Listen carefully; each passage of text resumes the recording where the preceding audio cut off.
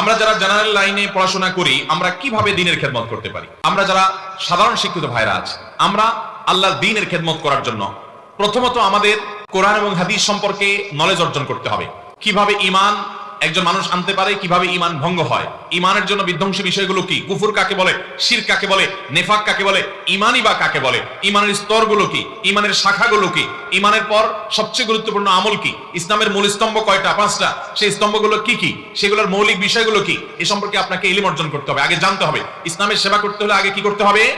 জানতে হবে। বেশিরভাগ সাধারণ মুসলমান ভাইরা আমরা জানার চেষ্টা করি না। এই জন্য বই পুস্তক পড়তে হবে, আপনি কোরআন হাদিস পড়তে হবে ওলামাদের তত্ত্বাবধানে, এবং ওলামাদের ইলম শিক্ষার মজলিসে বসতে হবে। এ ওয়াজ মাহফিল না, মসজিদে ইমাম সাহেবের মাধ্যমে, খতিব সাহেবের মাধ্যমে আপনারা বিভিন্ন হালাকা চালু করবেন, মাসআলা মাসাইলের হালাকা, কোরআনের তাফসীরের মজলিস, হাদিসের একটা মজলিস হবে, কোরআন সহি শুদ্ধভাবে পড়ার একটা মজলিস হবে। এই সমস্ত মজলিসে বসে নিজেকে আপনি কোরআন হাদিসের জ্ঞান দ্বারা সমৃদ্ধ করবেন। এটা হবে আপনার প্রথম চ্যালেঞ্জ। আপনি যদি আলেম না, এরকম সাধারণ মুসলমান হয়ে থাকেন, তাহলে আপনার প্রথম কাজ হবে কোরআন হাদিসের মৌলিক বিষয় আপনি ধারণা নেবেন, ইলম অর্জন করবেন।